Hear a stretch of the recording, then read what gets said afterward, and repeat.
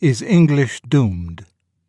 Published in The Spectator, Volume 172, 11th of February 1944, and reprinted in Present Concerns, 1991.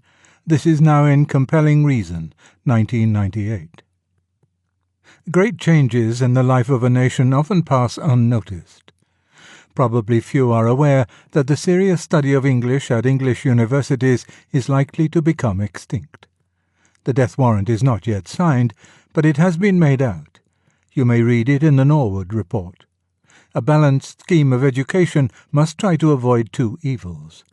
On the one hand, the interests of those boys who will never reach a university must not be sacrificed by a curriculum based on academic requirements. On the other, the liberty of the university must not be destroyed by allowing the requirements of schoolboys to dictate its forms of study. It is into this second trap that the writers of the report have fallen. Its authors are convinced that what they mean by English can be supplied by any teacher, page 94. Premature external examination in this subject is deprecated, page 96. And I am not clear when, if ever, that moment of maturity is supposed to arrive. English scholars are not wanted as teachers. Universities are to devise a general honours degree involving English and some other subject, page 97. And not because English studies will thus flourish, but to suit the schools. No instructed person to whom I have talked doubts that these proposals, if accepted, mean the end of English as an academic discipline. A subject in which there are no external examinations will lead to no state scholarships. One in which no school teachers are required will lead to no livelihoods. The door into academic English and the door out of it have both been bricked up. The English faculty in every university thus becomes a faculty without students.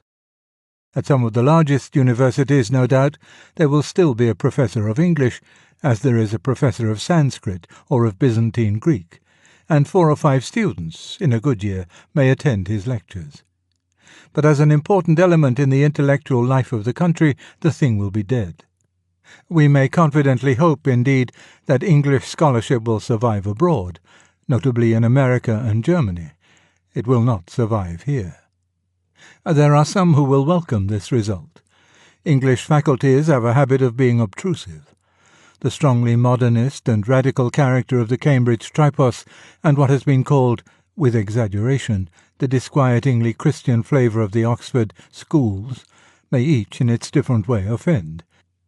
Taken together, they are certainly a warning that if you want mass-produced orthodoxy, you will be ill-advised to let the young study our national literature, for it is a realm where tout arrive.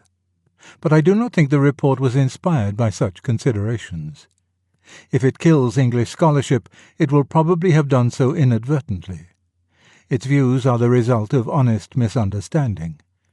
It believes that any teacher, in the course of teaching his own special subject, can teach clear and logical English.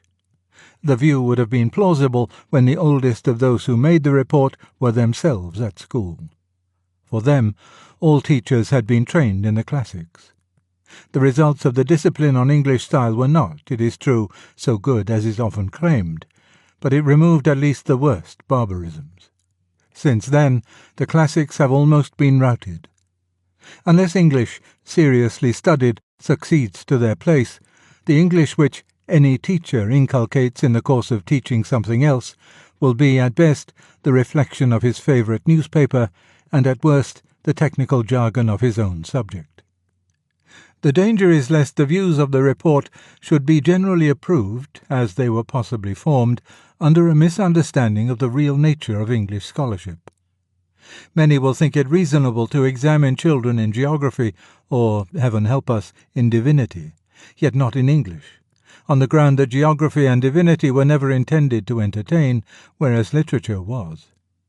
The teaching of English literature, in fact, is conceived simply as an aid to appreciation. And appreciation is, to be sure, a sine qua non. To have laughed at the jokes, shuddered at the tragedy, wept at the pathos. This is as necessary as to have learned grammar. But neither grammar nor appreciation is the ultimate end. The true aim of literary studies is to lift the student out of his provincialism by making him the spectator, if not of all, yet of much time and existence.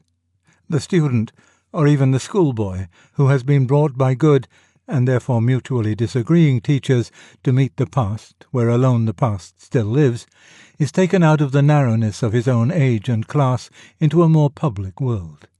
He is learning the true Phänomenologie des Geist, discovering what varieties there are in man. History alone will not do, for it studies the past mainly in secondary authorities.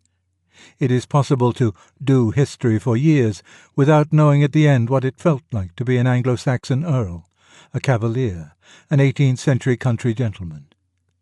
The gold behind the paper currency is to be found almost exclusively in literature. In it lies deliverance from the tyranny of generalizations and catchwords. Its students know, for example, what diverse realities Lancelot, Baron Bradwardine, Mulvaney hide behind the word militarism. If I regard the English faculties at our universities as the chief guardians, under modern conditions, of the humanities, I may doubtless be misled by partiality for studies to which I owe so much. Yet in a way I am well placed for judging. I have been pupil and teacher alike in literae humaniores, pupil and teacher alike in English. In the history school, I confess, teacher only. If anyone said that English was now the most liberal and liberating discipline of the three, I should not find it easy to contradict him. In this time, place, and fortune, said Sidney's Musidorus, it is lawful for us to speak gloriously. For he spoke in the condemned cell. If England, departing from the practice of Greece and Rome, is about to banish the systematic study of her own literature, it is an honest pride to remember, before the blow falls, what fruits that study has borne during its short existence. They challenge comparison with those of any discipline whatever. We have lived scarcely 100 years, we English scholars. In that time we have given our country the greatest dictionary in the world. We have put into print a vast body of medieval literature hitherto imprisoned in manuscript. We have established the text of Shakespeare. We have interpreted that of Chaucer. We have transmitted to our most recent poets the influence of our most ancient.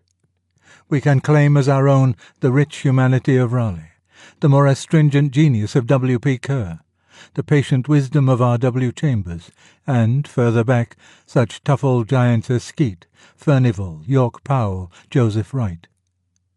More recently at Cambridge we have begun an inquiry into the nature of literary experience which has no real precedent later than Aristotle.